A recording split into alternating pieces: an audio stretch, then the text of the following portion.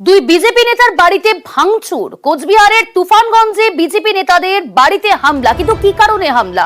শুধু তাই নয়, বাড়িতে ভাঙচুর করা হলো, বাড়িতে গিয়ে প্রাণনাশেরও হুমকি দেওয়া হলো। আর এই অভিযোগ উঠছে তৃণমূলের বিরুদ্ধে। শুভঙ্কর রয়েছে প্রতিনিধি। শুভঙ্কর, তৃণমূলের বিরুদ্ধে নির্দিষ্টভাবে কি অভিযোগ আর কি কারণে এই হামলা?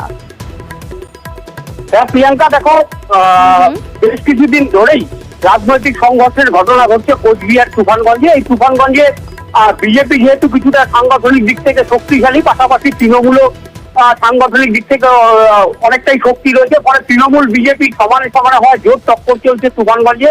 এবং গতকাল রাতে যেটা বিজেপির অভিযোগ, বিজেপির যুব মোর্চার নেতা নিমাই দাস এবং তুফানগঞ্জ এক পঞ্চায়েত সমিতির সদস্য সুবল মোদকের বাড়িতে তৃণমূল হামলা চালায় বলে অভিযোগ। বাড়িতে করে সেখানে তাণ্ডব চালানো হয়, বাড়িঘর ভাঙচুর করা হয়।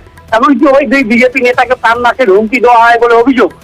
বিজেপি নেতৃত্বের এই অভিযোগ প্রসঙ্গে যদিও অভিযোগ অস্বীকার করেছে তৃণমূল নেতৃত্বের বক্তব্য যে তুফানগঞ্জে বিজেপির একাধিক গোষ্ঠী রয়েছে এবং সেই গোষ্ঠী কোন্দলের ফলেই ওই ভাঙচুর এবং হামলার ঘটনা ঘটেছে। প্রিয়াঙ্কা, বেশ, কি কারণে এই পরিস্থিতি? আমি বিজেপি বলে দেখি ওদের ক্ষোভ রাগ এসব নিয়ে এসব করতেছে, ভাঙচুর করতেছে। কি আর বলবো, ভাঙচুর বলতে কোনো কিছু বাকি রাখলো না। সামনে দরজা একটা আছে, ভেঙে ফেলছে। কারা করলো এটা? টিএমসি লোকেরা করছে।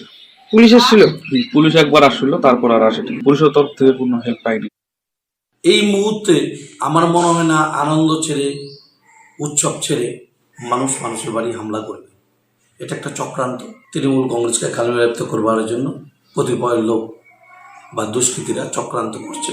বিজেপি আশ্রিত দুষ্কৃতী, কারণ ওদের গোষ্ঠী কন্দল রয়েছে। সেই গোষ্ঠী কন্দলের ফল এটা।